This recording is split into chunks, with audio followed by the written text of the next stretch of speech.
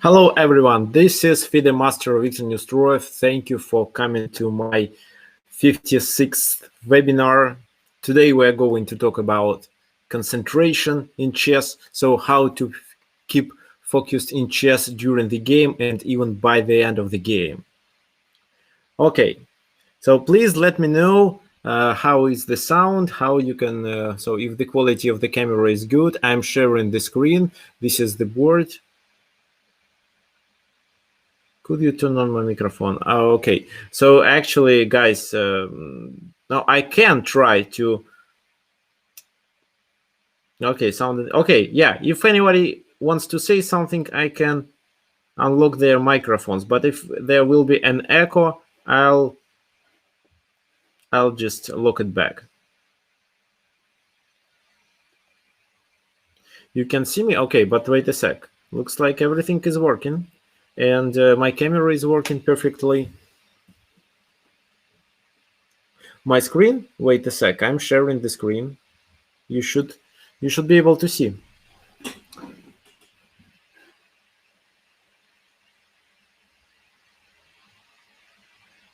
Okay, fine. Looks like everything works. Okay, so today we are going to talk about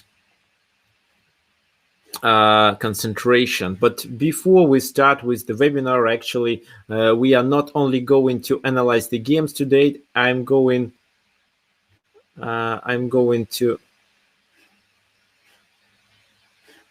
to explain and give you some tips how to keep concentration by the end of the game. Okay, no, I can't hear you. So let me just check. Okay, no, okay, I unlocked your microphone. If you if you unmuted, you can talk. Okay, fine. So before we start, I want to share something with you.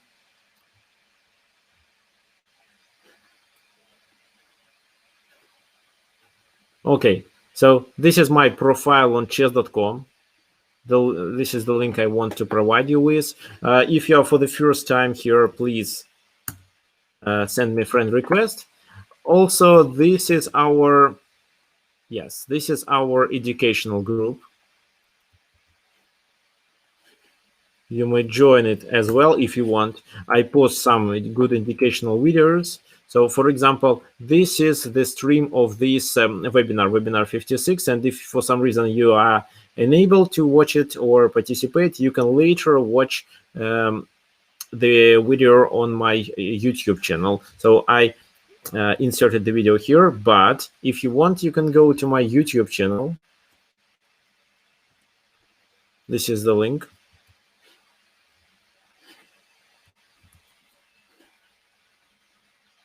The link of my YouTube channel.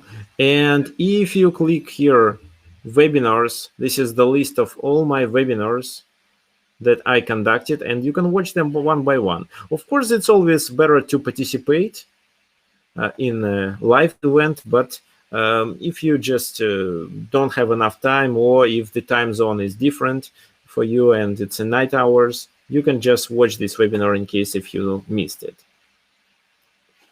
So this is the link to my playlist. And please don't forget to subscribe. And finally, this is my website. You can find some of my online courses there, but what is more important maybe for you, if you, for example, if you watched all these courses, you can click to the blog link and find what I post. Usually I post once a week. Okay, fine. Let me close it. Yeah, okay, the link to my blog. For those of you who doesn't want to miss any events.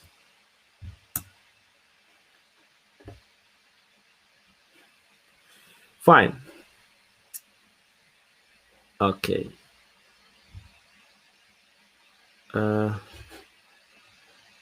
Okay, anyway, let's start the webinar. Okay, so Chiranj, I'm sorry, but you have to unmute yourself. I did everything to unlock your microphone, and if you want to say something, you can.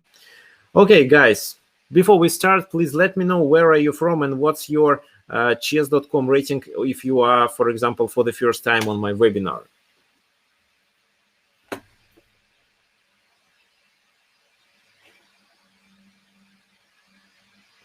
Okay, Sophie from France. Good.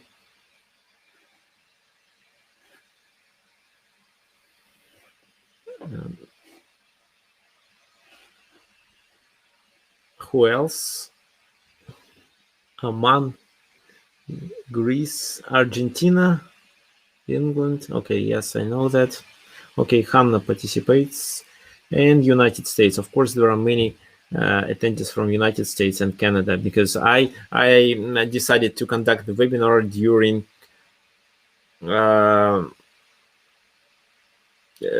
during my night hours. I mean, no, it's not night, it's just 9 p.m. my time. But for people living in east side of the United States, it's just early morning, 9 a.m. For California, it's 7 a.m.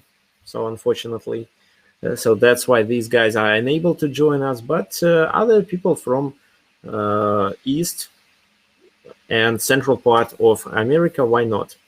Okay, fine. Okay, before we analyze the game, 6 a.m. in California, that's a problem. Okay, so yes, exactly, you're right. It's 15 hours difference with me. Okay, I don't like how my camera is focused. Let me put it in front of me. Okay, fine. Guys, please tell me, what do you usually do to keep the concentration to the very end of the game? Because I have several ideas of what to do, and I can also tell you the example of one of my games. So when I came to play in Budapest for the first time, I faced with a young guy who was young boy. He was about 12. I don't remember exactly, maybe 11 or 12. And we were playing for 5 hours. I outplayed him in the opening stage of the game, but then I blundered it a little bit and his position became better. However, I could still defend it. Then I outplayed him again, and we passed the game into the end game, which was quite good for me, with good chances to win. Then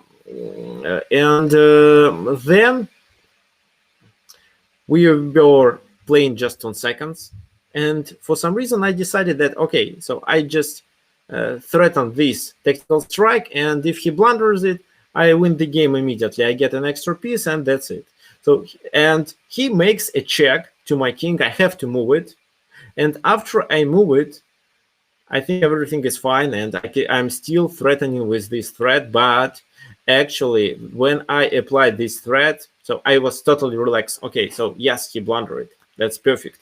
But actually, when I applied the tactical strike, I realized that after he took my king, after he took this piece, I can't apply a tactical strike at all because my king is under a check. So he made an intermediate move to force my king to be under the check in case if I decide to play this tactical strike. So if it happened, for example, 2 hours before, then I would definitely notice. But we were playing for 5 hours already, and I was really tired. And that was my first game before break.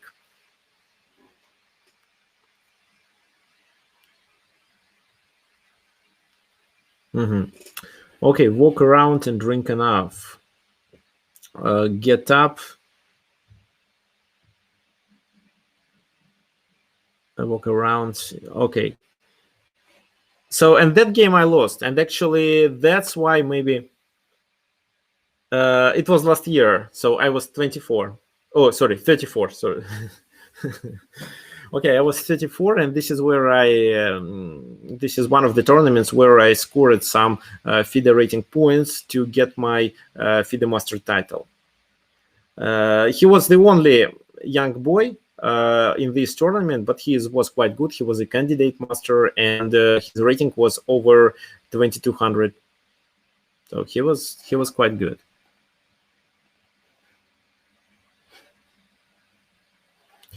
So it was last year in October. Okay, fine. So in that tournament, I got 6 of 9, and if only I could win the first game and get 7 of 9, I could get an international master norm.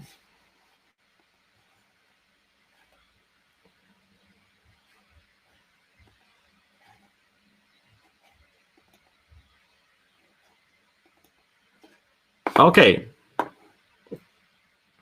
Okay. Oh, John, that's good that you entered our webinar. I'm sorry that I didn't send you the link.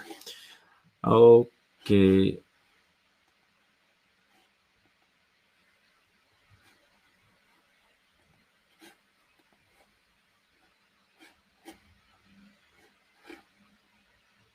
Oh, okay. So I hope you can see this this presentation. This is what the tips that I prepared for you. So right now I can't see what you are typing in the chat, but I'll just tell you about the tips and explain how to work with them. So first of all, these are 7 tips that work for me, and this is what I recommend to my students and of course for you all. So first of all, you should do some physical trainings, like you should keep fit. And what kind of exercises or what kind of physical training exercises should work? So I believe swimming is a good idea. Running is good too. For example, when I was younger, my coach told me that I should so in the morning I should run around the building where we were residing at that moment 3 times. I asked him why. So I didn't really want to run just for nothing. I could do once, but for fun, but not the 3 times. But he told me that if I do it, I'll be better than my opponent after 5 hours of playing the game, and that was true. So that was true. At that time, we were playing with the time control 2 hours per 40 minutes. Oh, 2 hours per 40 moves per each side. Plus, there was no increment, but there was extra time that we were added after 40 moves are done.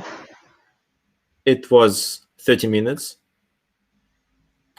So, and finally, we could play for 4 or 5 hours, and actually, that helped me to be better, to keep my concentration, and at least to be better than my opponent. Okay, the second tip is to play regularly. So, for example, when I went to play in some tournaments in Europe, there were 2 tournaments. One in Corsica, there was the other one in Crete, but there was a break between them about maybe 7 days, 7 or 8 days, I don't remember exactly. And in the first tournament, I had a break before the first tournament that I played in Corsica. Okay, just wait me a sec. Let me quickly mute the microphone. Okay, because of the echo, I have to mute your microphone, sorry.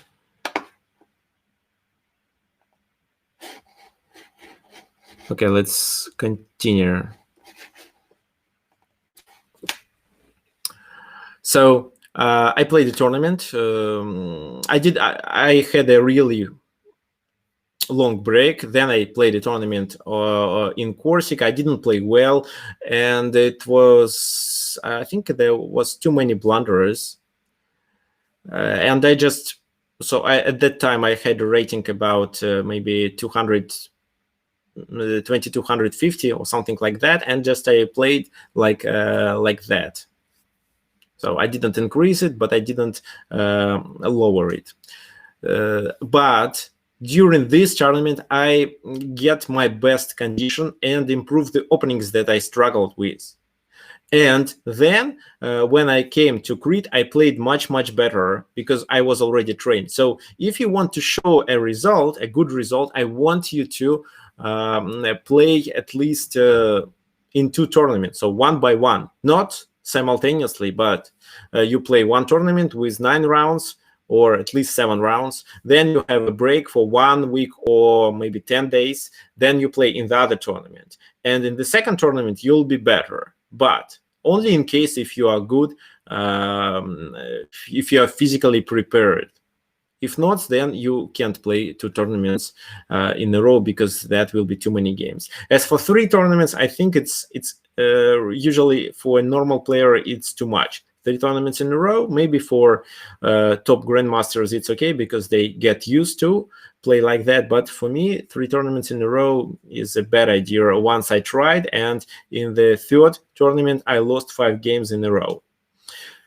Okay, and number 3, you should perform exercises to increase concentration. Of course, there are several of them. I'll just tell you about some of them. Number 4, so you guys told me that it's always good to sleep enough before the game. Yes, it's true, but not too much. So before the game, I want you to improve your sleep quality. What does it mean? You should sleep for 7 or 8 hours, but not 9, not 10. It's too much. So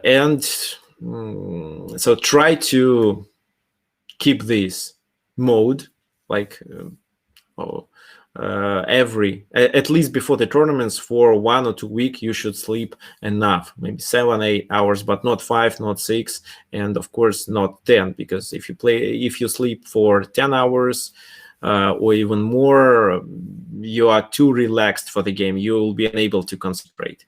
What else?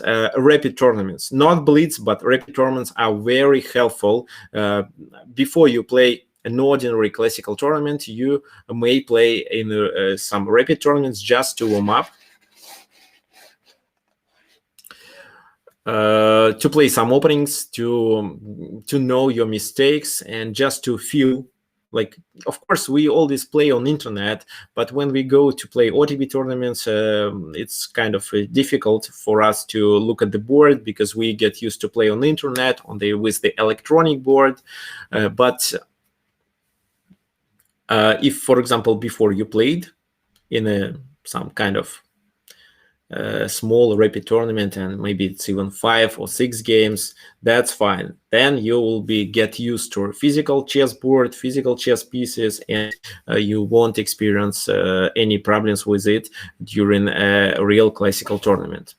Number 6 is, of course, structure your thinking process. Maybe it should be actually the first one. How to do it. Your task is to always do the algorithm. What algorithm? First, before you make the move, you should try to ask yourself what your opponent wants to do in the game, and then your task is to estimate if it's dangerous for you or not. Should you ignore it and continue with your plan, or you should do something to defend your position first and then continue your plan. And of course, before you choose the move, you should think about 3 different options that you have in the position, at least 3. Usually, when I'm looking for a move, I'm analyzing from 3 to 6 different options, and then choose between them. I calculate the line in every of these options, and then choose the best one. Okay, and number 7. So this is what we all know. You should drink, eat, and walk during the game. So if you just sit and think, you'll be tired after maybe 3 hours, maybe 4, not 3, I think. So that's why you have to drink and eat, but not much, of course, just a little bit. Dark chocolate is recommended. Okay, fine.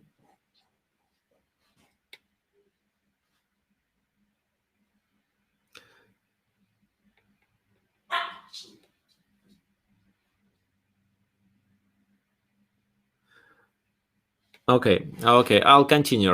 Let's continue with the exercises. So exercises that I recommend that can improve your concentration. So the first exercise actually that I found on the website of my friend is just follow the clock. So we should find an analog clock, and then we should follow the seconds hand for no, okay, okay, maybe I have some clock on my iPhone. So if you click on it, just follow with your eyes to the seconds hand for 2-3 minutes. Just even if you are even if somebody tries to disturb you, just focus on it and try to look how it works. So don't pay attention to anything else. If you try to do it for 2 or 3 minutes every day for at least a week, you'll be better concentrated. Exercise number 2 that actually works for me. You should switch a focus of your attention. So you can do it yourself, or you can ask somebody to prepare several exercises for you. It can be, some of them can be chess puzzles, of course, or it can be other exercises devoted to logical thinking, for example, mathematical problems. And you should make it as a form of quiz. So for example, your task is to do this puzzle, then solve this mathematical problem, then maybe do another exercise or another exercises that is devoted to logical thinking, then another chess puzzle. And of course, you do it on time. So this is how you can switch attention from one side to the other side, and it actually helps you during the game. For example, when you are looking at the center, then on the king side, on the queen side. So it allows you to keep in mind everything. And exercise number 3, of course, it's any exercise that helps to improve your ability to calculate in chess. So you can just solve puzzles. It works if you calculate the line to the very end. But it's always better to analyze open and sharp positions when your opponent has several options to play. No, for example, I'm going to do this, but my opponent can play after this move. He has this option, and this option. And your task is to calculate every option and evaluate the position after that. And if you're okay with all these 3 scenarios, or maybe even more scenarios, then go through this line. This exercise really helps. So you should, your task is to build a tree of variations. It's called also a variation tree, like with different alternatives and different lines that can happen in all these 3 alternatives. Okay, fine. So let me close it.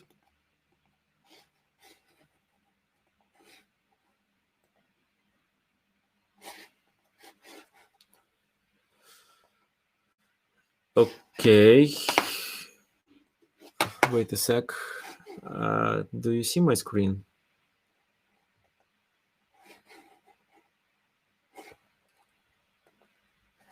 Let me find where ChessBase is.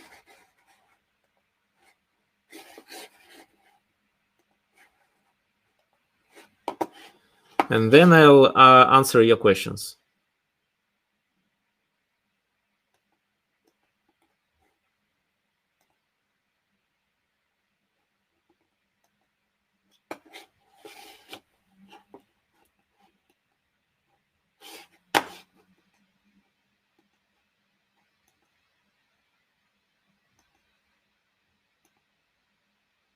Oh, sorry.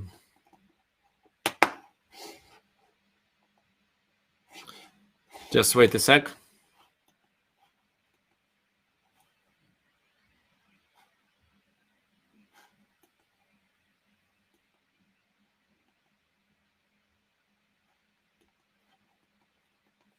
I'll try to fix it.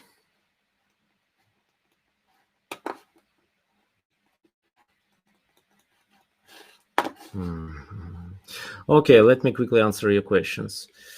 So, but if you won the first game, you would have... No, it's not, John. No, that was a round tournament.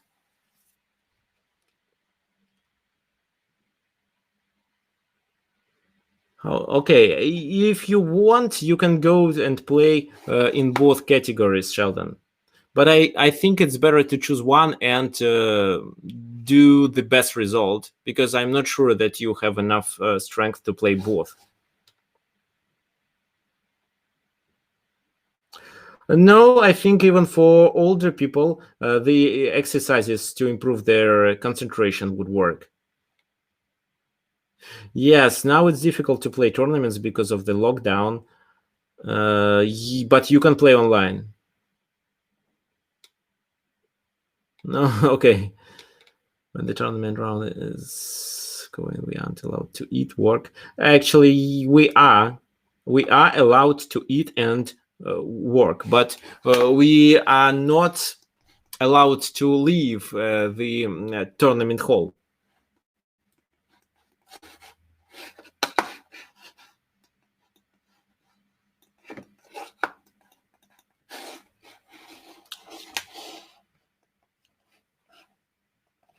Yes, after playing a tournament, I also feel tired. That's okay. That's a normal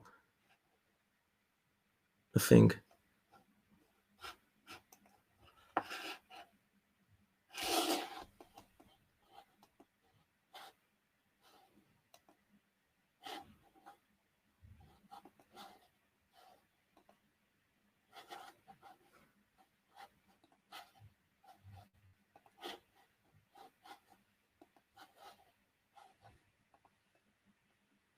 Okay, so I fixed everything, and now let's analyze the games that I prepared. And yes, Sheldon, I absolutely agree with you. Sometimes I also can't sleep well, but okay, if you can sleep, just drink some pills or try to relax. Try to walk outside before, not at night, but maybe before you go to sleep. Try to walk outside. Okay, can you see my screen? Can you see the position? I'm sure I'm sharing it. Yes, and even YouTube, where I'm streaming it, shows that everything is fine.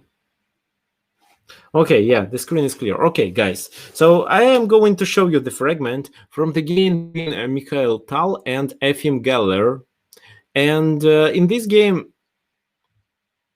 it was black to move in this exact position. White just capture it on f6.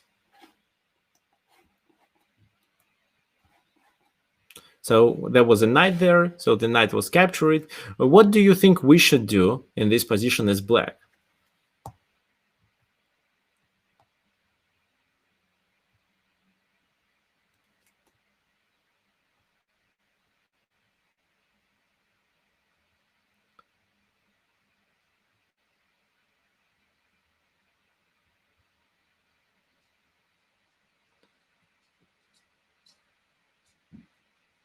Looking forward, I can say that this is where black lost his concentration. Probably he relaxed and thought that the game is already over, because black gets extra exchange, but it's not so.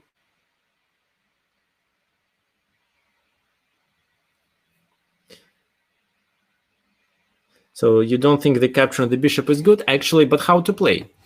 So we definitely can't play something like queen d6, queen d6, queen d6, rook takes d6, rook c8 leads to a checkmate.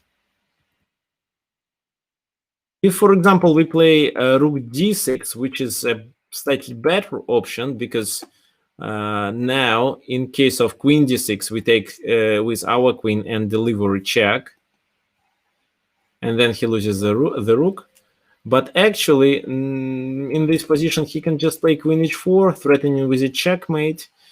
And if then we go back, for example, queen e8, he just goes back with the bishop and then plays with a bishop pair versus rook and pawn, but it's absolutely winning position for white.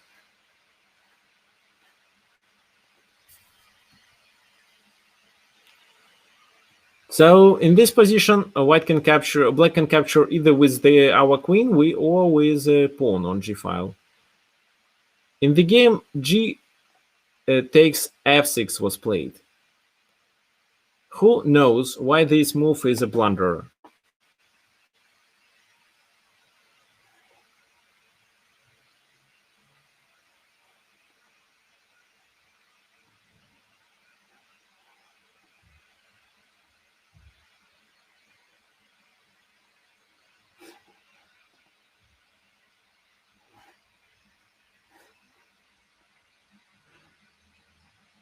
Bishop h7 and what? Bishop h7, king takes h7, bishop h7. Or maybe king f8 can be played, by the way. No, king f8. King f8 is best.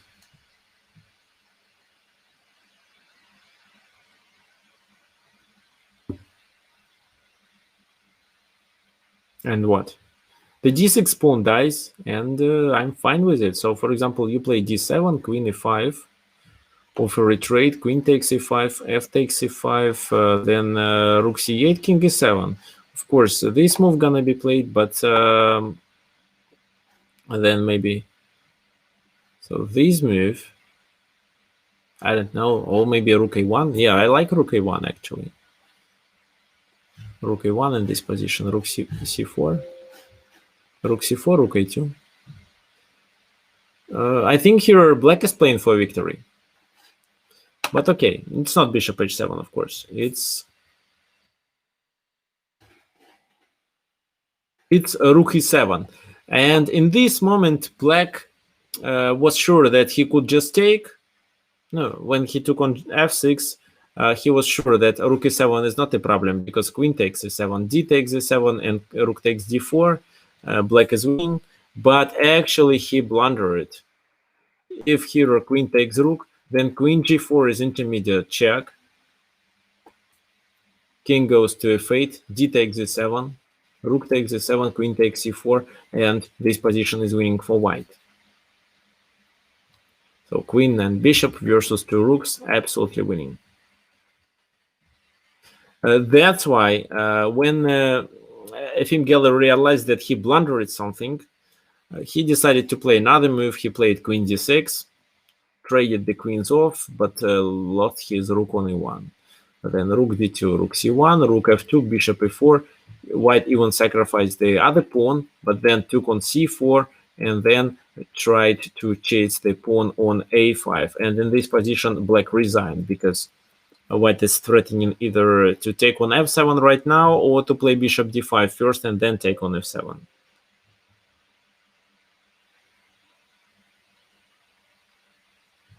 So was Geller in time trouble? No, I think he wasn't.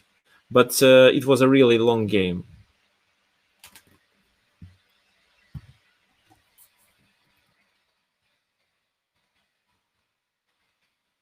So of course, in this position, he had to take with the queen. Then queen takes, g takes f6, d7. How to continue?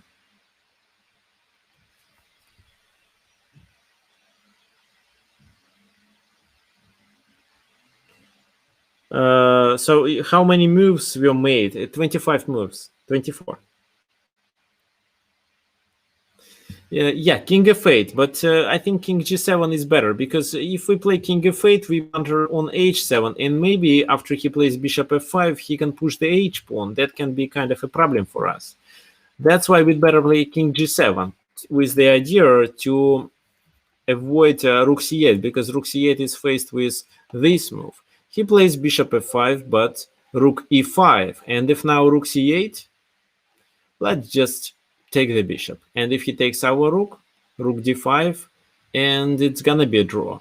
For example, king g3, c3, he has to chase our pawn with his rook. This is how we take on d7, And then we have approximately equal position. Of course, our pawn structure on the king side is quite bad, but who cares? It's still 3-on-3 on that side. And it's gonna be a draw.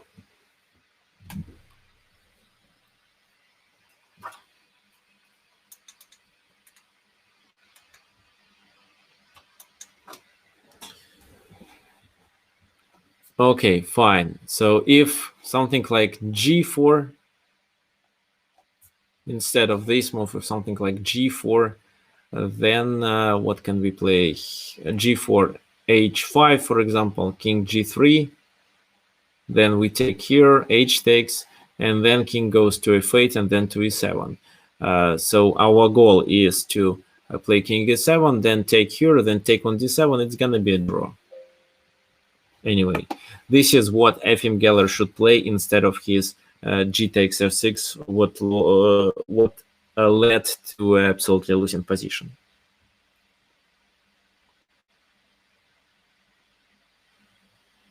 Okay, the second game I want to demonstrate you is the game played between two strong grandmasters of nowadays.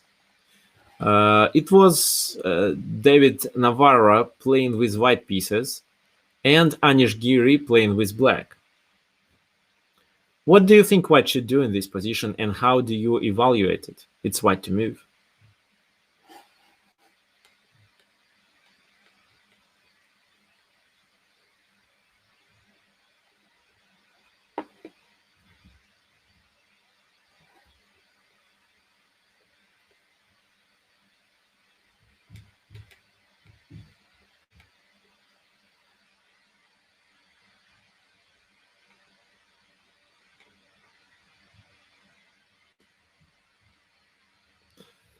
Knight e5. Knight e5 makes sense. White is slightly better because of his active pieces and better pawn structure. I would agree with you, but just slightly better.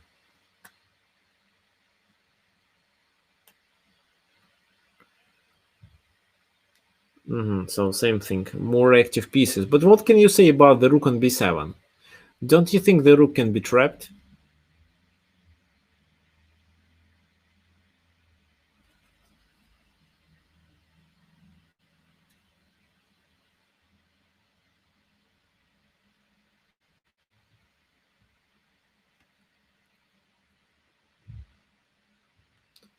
Bishop c7 too. Okay, exchanging pieces. Bishop c7 is not a good choice because rook d7 creating a pin. So it looks like bishop c7 loses immediately.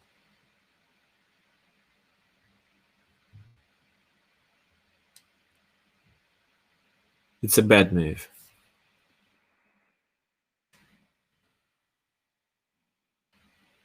Okay, so knight a5 doesn't work. Knight a5, no, on which move? So actually, what should be played in this position? I think something like g3, or with king g2, just to make the position solid before taking any active actions. And what else? What else can I say? So while we have a dark squared bishop, while our opponent has a dark squared bishop, we should create an escape square of a light color. So it should be g2. That's why g3.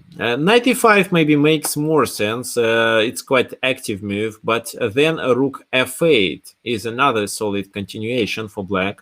For example, if knight c6, rook takes f4 to put the pressure on f2. And here knight takes a7 would be a mistake. Who knows why?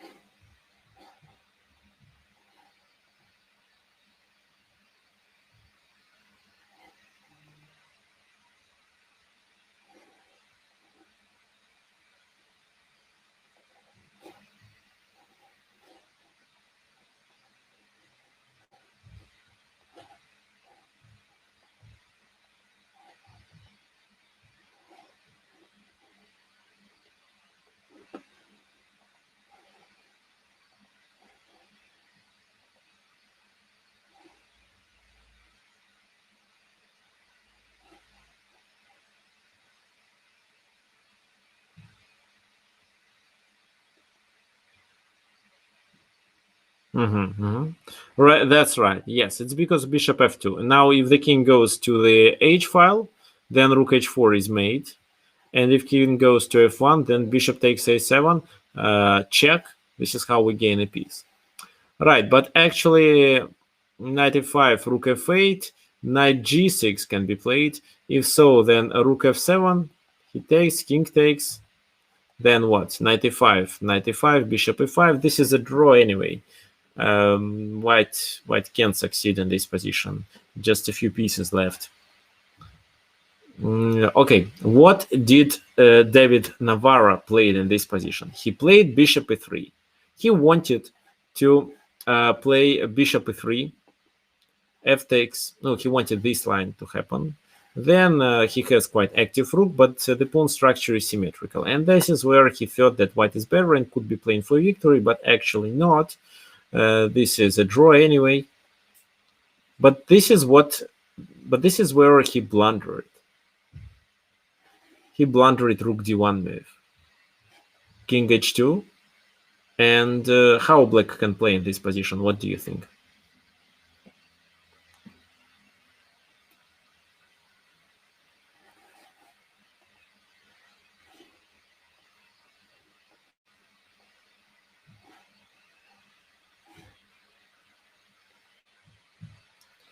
Yes, Adrian, exactly. It's knight d8. So knight a5 cannot be played, but it doesn't make sense because either rook e7 or rook b8 check. But knight d8 solves both problems for black. The e6 is now protected. So if rook e7, then after king f8, the rook is trapped. And in case of rook b6, bishop c7 can be played. This is what white blundered. However, the position was approximately equal, and that was a classical game played between such top grandmasters like David Navarra and Anish Giri. Here white had to sacrifice the exchange, but after a few moves he realized that the game is already over because black captures on a5, and then black continues playing on the king side, and with extra exchange, it's absolutely winning.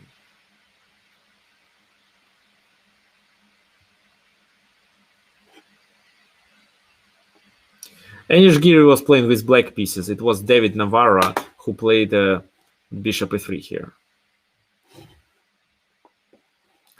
Okay, fine. Let me close it.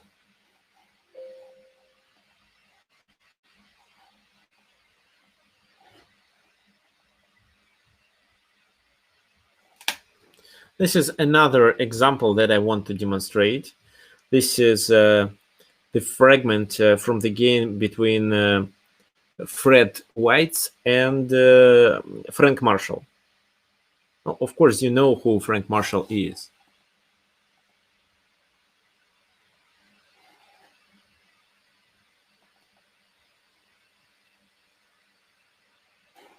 Okay.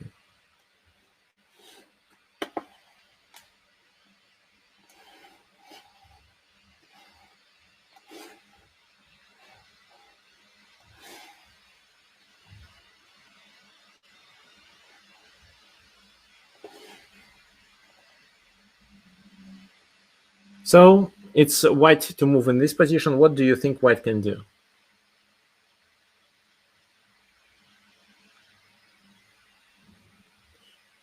Yes, it's a famous game. Okay, of course, these black pawns goes down, both of them, they go down.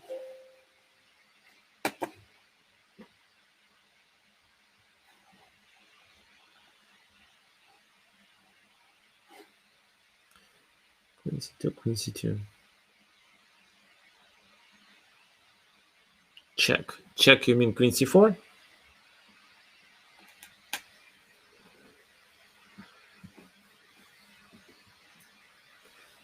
Queen c4. So actually, guys, both moves can be played, queen c2 and queen c4.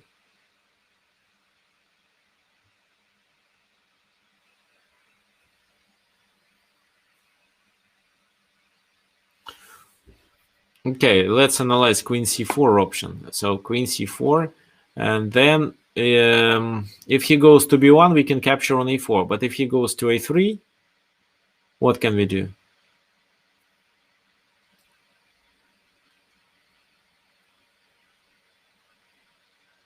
Yeah, queen c2. That's right. Queen c2. If he wants to promote, he has to play this move, but now the pawn is pinned and we can capture on a4. That's right. This is how we win. Queen c4 was a good move. Maybe the best option was to play queen c2 in this position. What can he play, for example? If king a1, then queen a4, king b1 and king c3, we bring the king closer, and after this move we just checkmate with queen c2.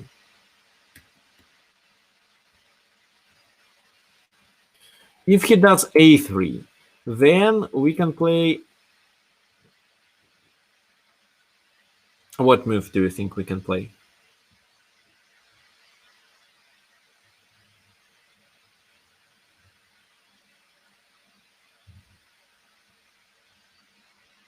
King c4, right, king c4. He plays this.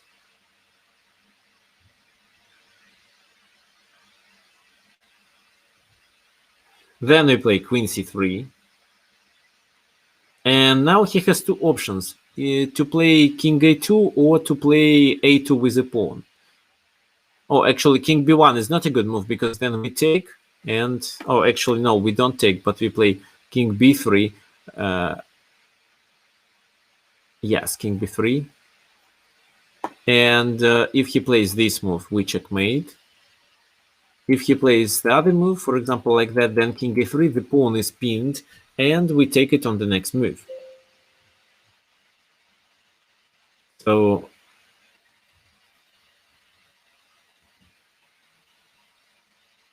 king c4, king a1, then we play queen c3. If he pushes the pawn, then king b3, and then we take on b2 with a checkmate. That's right. What happened in this game? I'll show you.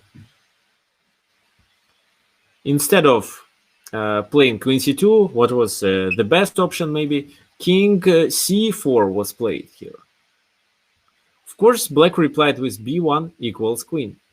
King b1, then king to b4. Looks like white is winning because of the distant pass pawn. And yes, it's true. If black plays king c2 and tries to chase the pawn. If king c2, then f4, king d3, f5, and he is unable to chase the pawn. But the problem is that in this position, instead of playing king c2, white can play this move. Yes, and then if f4, he won't chase the pawn, but plays a3. f5, a2, f6, a1, and wins. That's why after king b2, white has to spend the temper on taking the enemy pawn. Then king c3, f4, and this is the square of the pawn, and black can enter this square of a pawn with the king by playing king d4, and this is how he could make a draw in this position. So can you imagine it? The position was absolutely winning for white. White could just play queen c2 or queen c4 or any other or any similar move, but instead he relaxed and didn't calculate the consequences, and probably just didn't notice king b2 in this position. So I can't really believe how that it's really happened, but it was, because I'm sure I would notice it. However, once I lost absolutely winning pawn in game. No, it's not bad calculation, it's lack of concentration, because before that they played really well.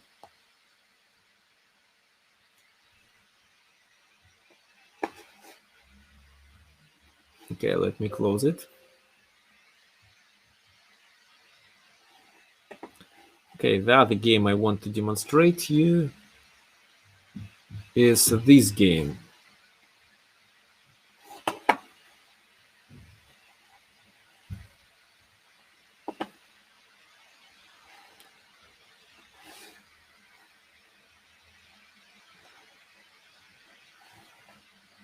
This is the game between two grandmasters of nowadays.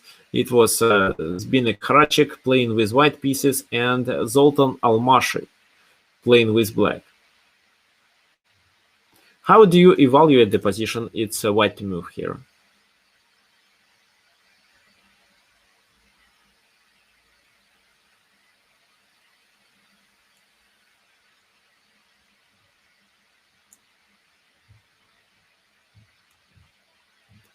And what to take into account that black can do? There, yes, white has an attack. What do you mean by saying they attack? They attack on the king side or on the queen side? Marcel, I quite agree with you about the knight on d5. It's a really good piece. The king side attack. Okay, no, I don't really see any attack on the king side, at least for now.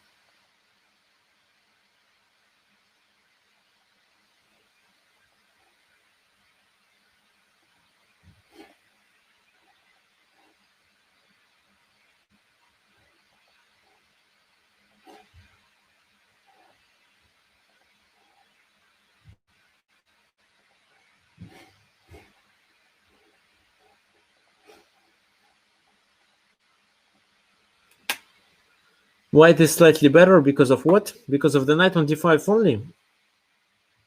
Yes, of course you can set up the attack, but I think white is better focus on the queen side.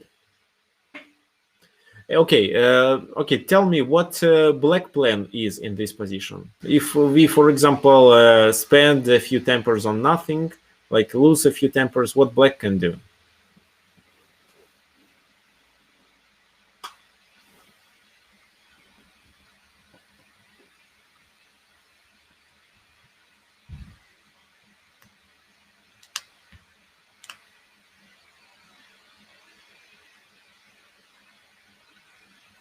What about a4? a4 looks good. Do you want to play it right now, or you should prepare for it?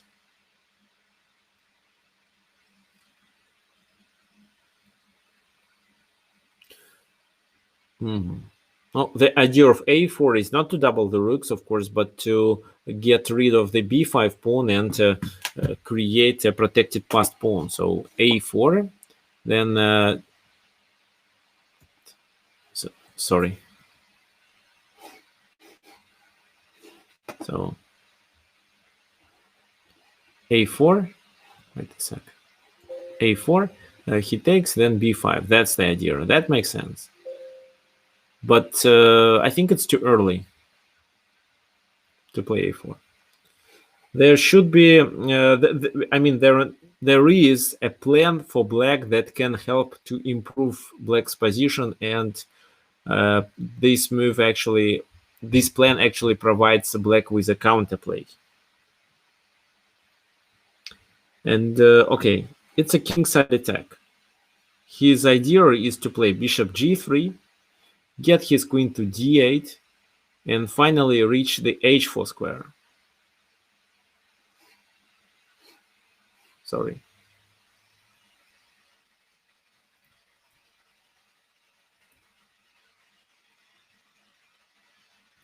Oh, he wants to do this.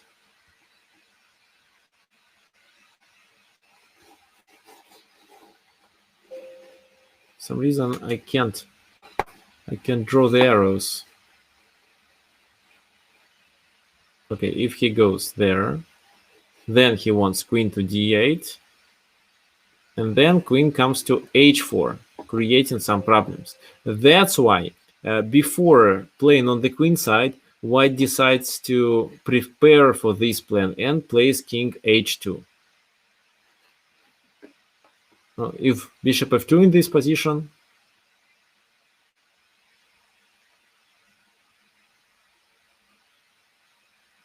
then just g3, bishop b6, and king g2. So, and then after we remove the bishop, we can start a kingside attack with rook h1 and attacking the h6 square, but not now. However, after king h2, it was played queen d8 on the game.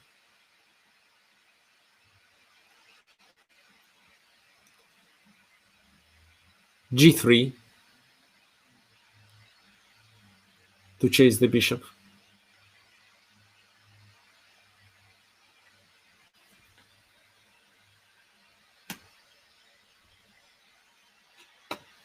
Okay, wait a sec. So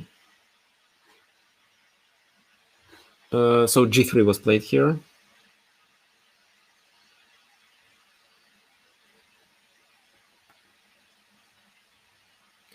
g3, bishop went to g5. And in this position, we could play just king g2, try to keep our position solid, but instead a4 was played. But a4 is even better than king g2. Why? What, for example, he can do? If he does this move, then b5, as I mentioned, and then we are able to take this pawn, maybe the a5 pawn as well. But the main factor is that we have a distant pass pawn on the b file. That's why in this position it was played a takes b4. How would you play in this position? Would you capture with the pawn? Would you capture on b5 or what?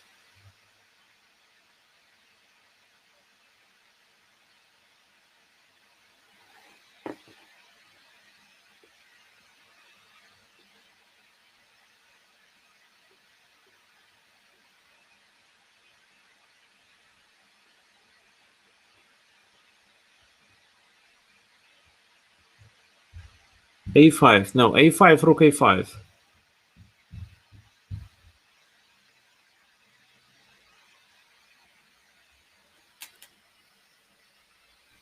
A takes b5. Yeah, okay. A takes b5, but b takes c3. Instead, we can capture with our rook on b4 in this position, and then the pawn is pinned. So we are trying to gain it. Queen b8, and in this position, what to move to be able to put the pressure on the pin.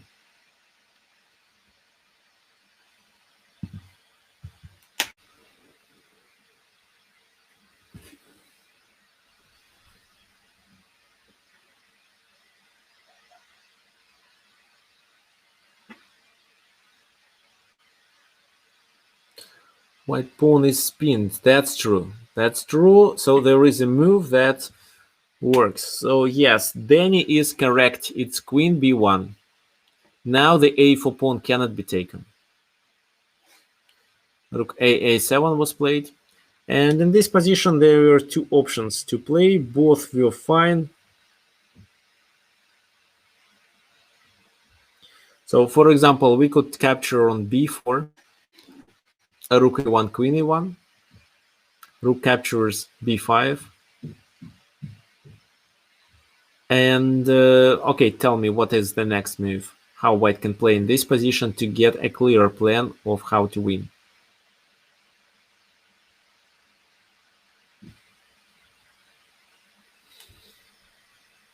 What about this exact position?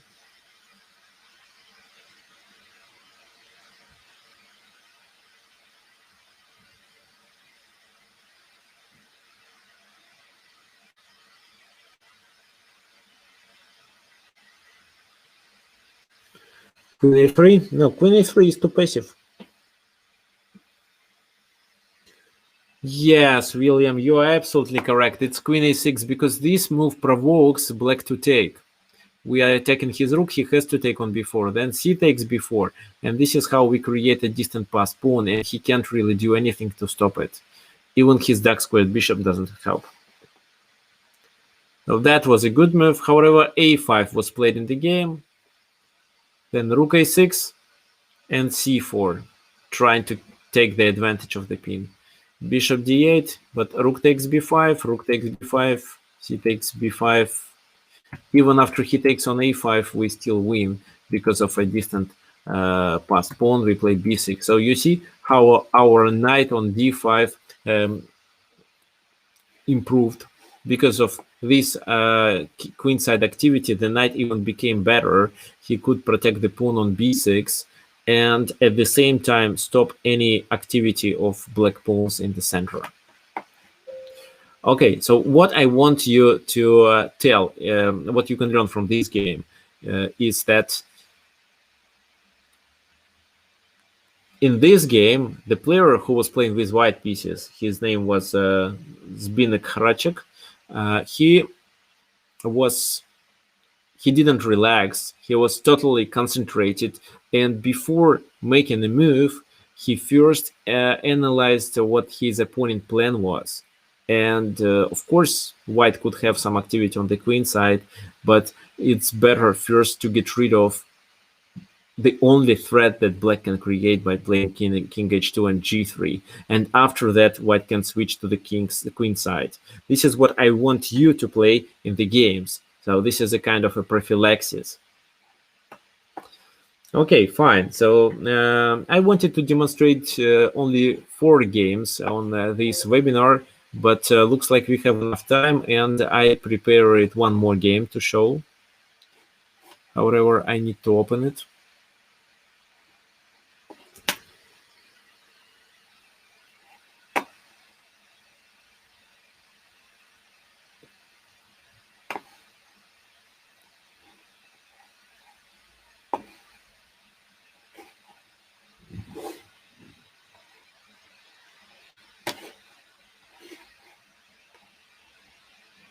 This is another game played between 2 grandmasters, and I don't know who you're playing with.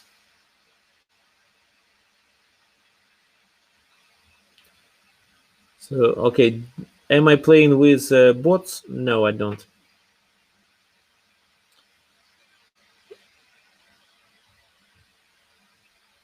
Okay, so please look at the board and try to evaluate it. It's white to move. Who is better and why?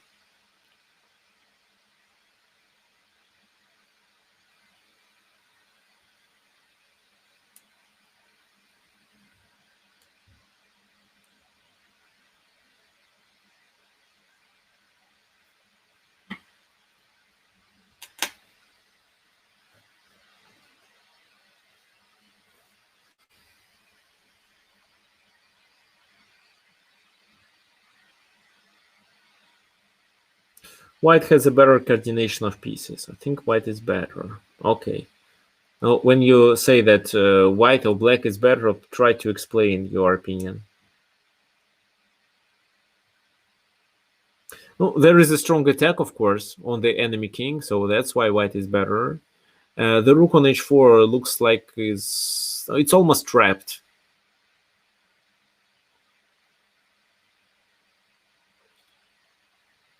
Yeah, white definitely.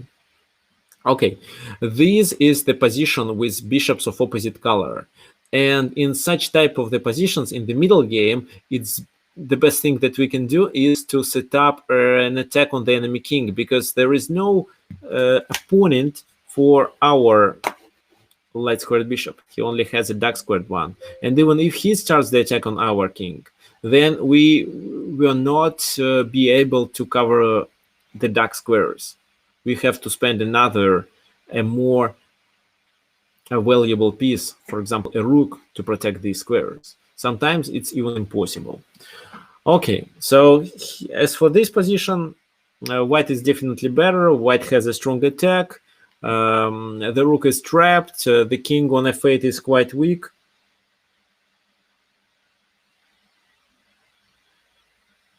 And well, another thing that I didn't tell you, black is in the time trouble.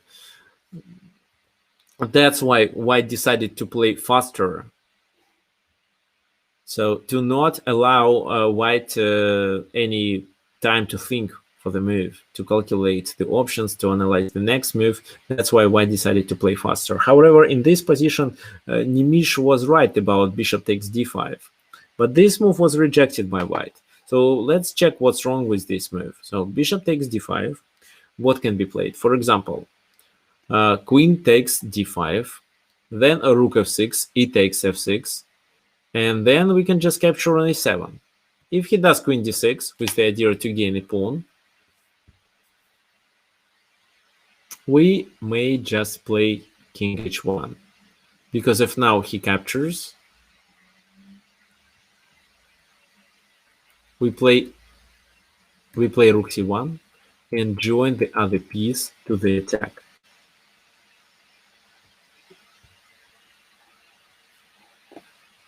What can he do? If he wants to stop a checkmate, he has to play something like that. For example, something like queen e6 won't work in this position. If queen e6, just queen b8, and we gain a rook. So rook e4. But if rook e4, then queen h7. Then let's say f5, for example, but we can just gain a rook. He blocks queen h8, and then after king e7, we take on e8. With our queen is best. Queen takes e8, king f6, and for example, rook c6. The game is over.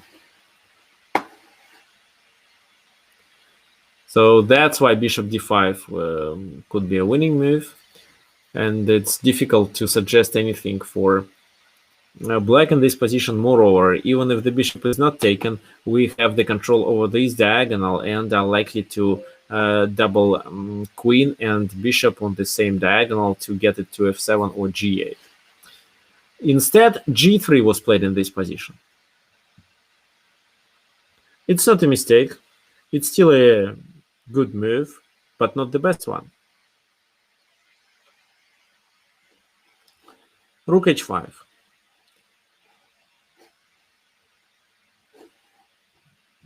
g4, chasing the rook once again. I'm not sure if white blundered. Maybe he saw that move. His position was still better. Maybe he was thinking that only rook h4 can be played in this position. But black played d4 to get a kind of a counterplay and to be able to release the rook on the 5th rank. Okay, so there was a good point from William about queen f2 in this position instead of king h1. Yes, it's a possible move, but here you only take the advantage. You only get one pawn as the advantage. However, in the line that I suggested, you win the game. Okay, let's go back. So d4 was played to release the rook. What do you think white should continue?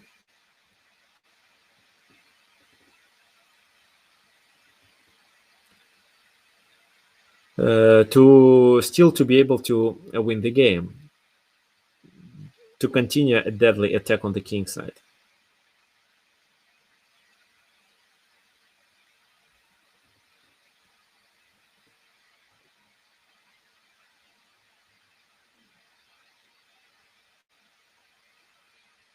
Queen d3. Yes, it's queen d3, because we should stop the pawn. The rook is hanging. For example, rook goes there, then g5, bishop goes either g7 or h8, and then f5.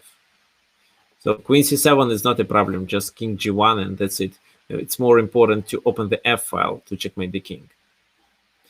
However, in the game, it was queen e4 played. Rook c5, g5 looks almost the same thing. Bishop h8, f5. But now, in this position, black has a good move to start a counterplay. It can be hardly called like a saving move or the only move, but it's definitely a move that creates a psychological effect on white. Queen b5. Now the rook is hanging on f1. What do you think white should do? If he captures on g6, then queen f1.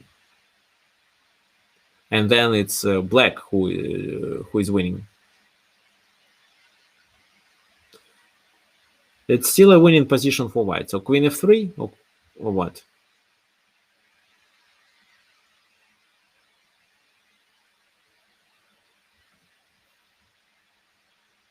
Queen f3, rook f5, I believe.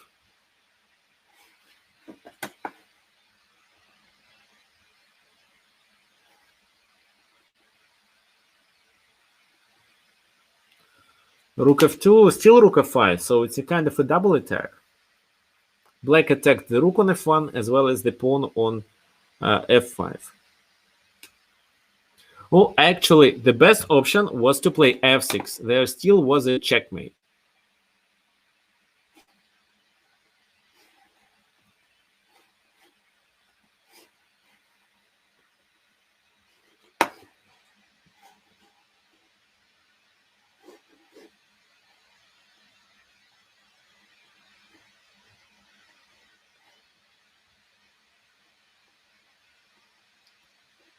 f6. So, for example, queen takes f1, then e takes f takes e7 check, king goes there, because if king goes to g7, queen d4, yeah, queen d4 and the game is over. If he goes to f7 or g8, just rook f6. Or 8, wait a sec, no, e8 equals queen checkmate. So that's why he goes to e8. In such a case, we play bishop a4 check. Looks like he has to block, otherwise we promote, for example, like that. But then this rook no longer controls the c6 square. That's why we can occupy it with our queen, then promote. And finally checkmate with rook g6, h takes g6, and the c queen captures on g6. If, for example, after f6, black takes on f6 with this pawn, then queen d4 was a good move, threatening with queen d8. For example, what can he do? Maybe queen f1, queen d8. Queen f1, queen d8. King g7, rook e7 check. Rook takes, queen takes. This is a checkmate. If instead of playing queen f1, queen b8 in this position, check, king h1, queen b7, and rook e4 with the winning position. This is how we block. We're threatening to take on f6, so play queen d8. Oh, actually, f6, this is the first move that should come to your mind at this position, because the king is quite weak. And if there is a tactical solution in this position, then it's definitely the f6 move. There is nothing else to analyze, because f takes g6 doesn't work. However, in the game, instead of playing f6, white panicked and played rook e1 move. And that was already a mistake. Now the position is approximately equal.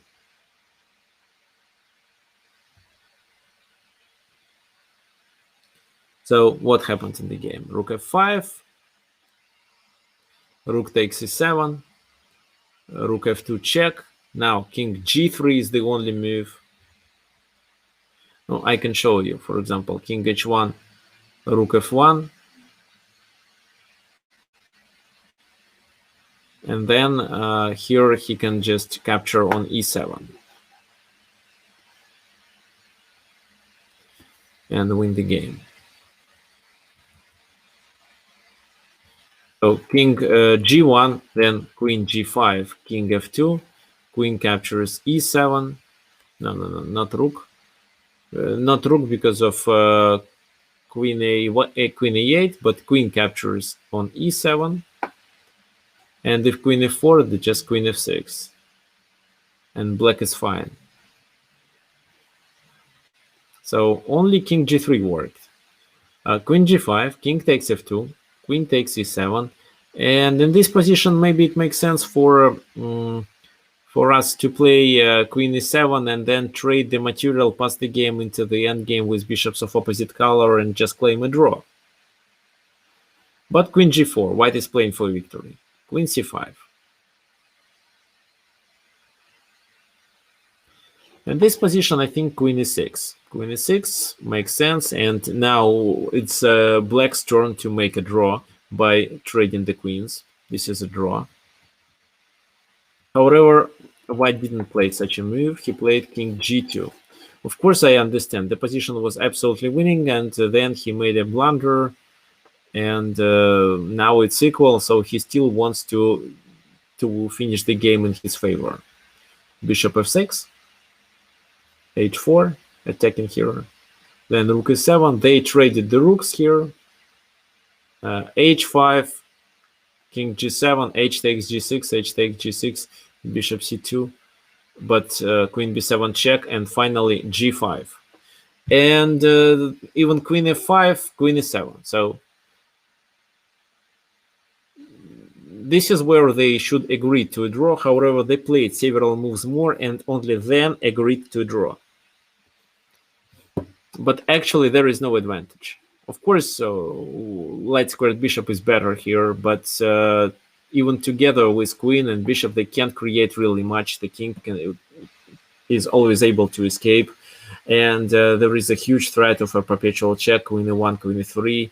Moreover, it's still an extra pawn, and if maybe in some, if white makes a mistake, he may lose the game. So that's why I think white should claim a draw, or at least offer a draw, but he didn't. So you see, the main mistake that white did in this position was that he was sure the position was winning due to several factors. First of all, he had a strong attack. Second, the rook was trapped. And the third, maybe even the most important one, is that black was in a time trouble. I think that was a decisive factor that white took into account. However, instead, when you see that your opponent is in a time trouble, you'd better play not just generally good moves, but moves that allow your opponent to think more. And that's why it could make sense to calculate bishop d5, because bishop takes d5 definitely forces your opponent to calculate the line 2 and to spend time on it. This is where he may run out of time, or instead of spending time, just play a first move that comes to my mind, to his mind, with the idea just to save this time for future positions. But of course, as we analyze, bishop d5, queen takes d5 loses the game, and this is what white could calculate and definitely played. I'll show it again. Bishop d5. Oh, not g3, but bishop d5, queen takes d5, rook takes f6, e takes f6, queen a7. So the rook is trapped, and queen d6 with the idea to attack it. If g3, then maybe queen d2, but we want to take more from this position, king h1. And while this rook is not playing, we are able to join our rook back to the game and checkmate the king using the 7th and 8th lines.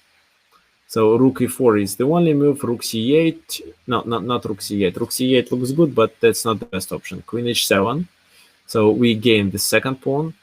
Oh, now we are one pawn up actually. But we are threatening with rook c8 on the next move, or queen g6. So if, for example, this move, then check.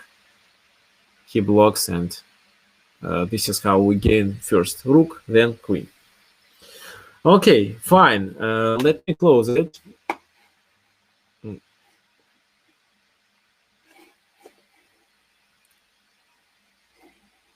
And open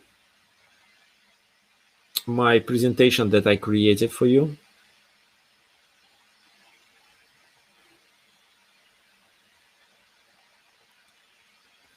So this is the list of tips that I recommend you to take into account to be able to keep concentration to the very end of the game. You can make a screenshot, or you can later watch the video and find it there.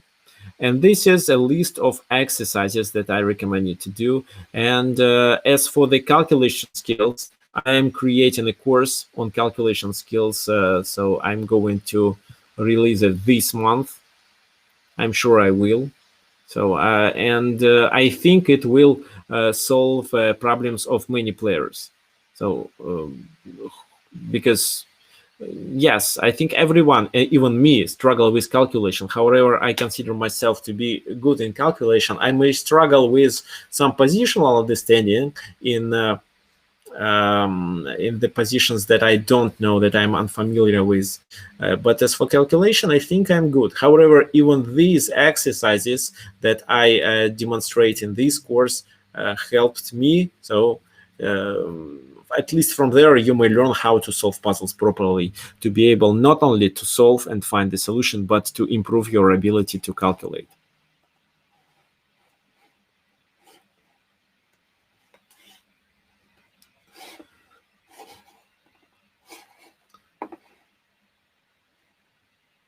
Okay, fine. Okay, any questions? And of course,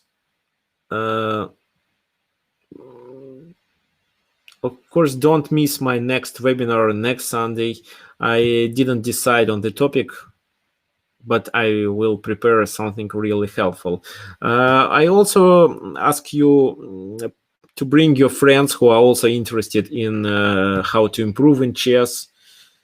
I'm sure this webinar will be helpful. So anyway, I recommend you to subscribe to my YouTube channel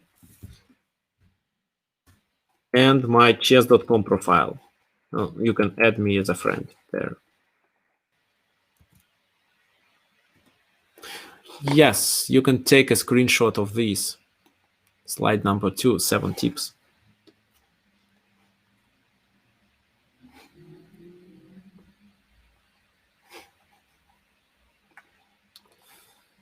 This is also the link of my the link to my blog.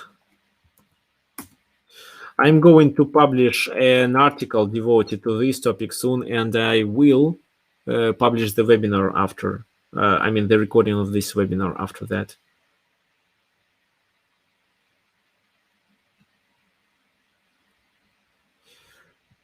Okay, as for physical training, and no, you suggested running. Okay, not every day, but 3-4 times a week.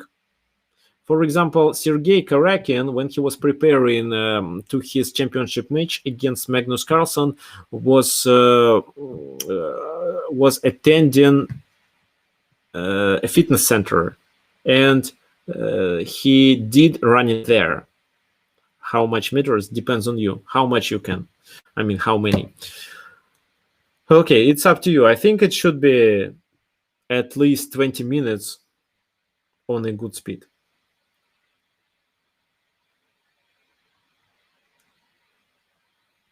Yeah, 6 of 8 was quite a good result. I actually lost one more game then there.